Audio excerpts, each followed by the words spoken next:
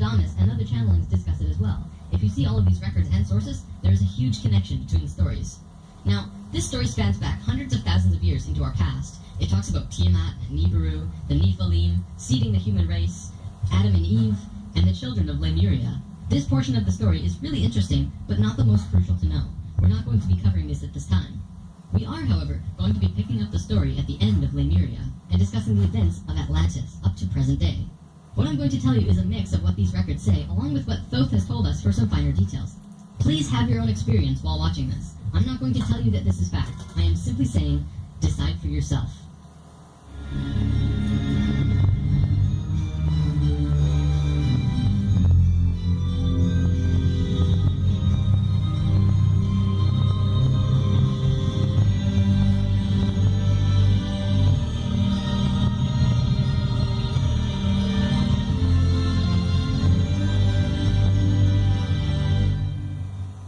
There was a time, long ago, when humans existed at a very high level of consciousness. We were interdimensional and were very psychic.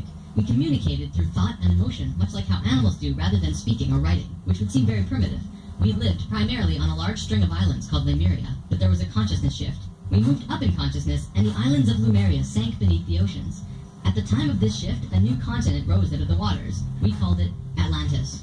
Back in the early 1900s, the spiritual path of the United States was similar to what's happening today. People began to learn about meditation and study ancient lands like Atlantis and Lemuria. We actually found quite a bit of evidence that Lemuria existed, and it had to do with coral. See, the ocean floor does rise and fall. Coral can exist up to 150 feet under the surface of the water. In 1910, the surface of the ocean was probably higher because they were able to see coral rings heading away from Easter Islands for a great distance.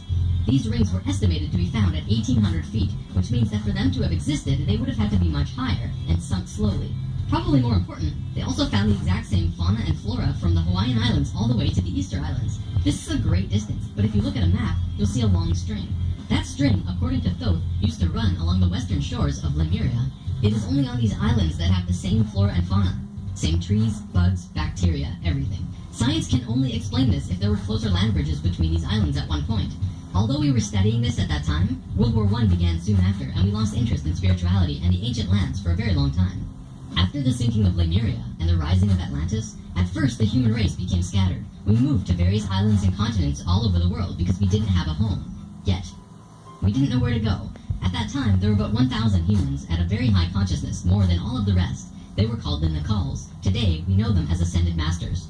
The Nacals began preparing Atlantis to be our new home. They projected their energies across the surface of the continent in the form of the Tree of Life, not with 10 circles, but with 12, an extra on top on the island of Udal, and an extra on the bottom in the water. There were 10 components on the mainland, and even though it extended over hundreds of miles on the surface, it was projected to the accuracy of a single atom.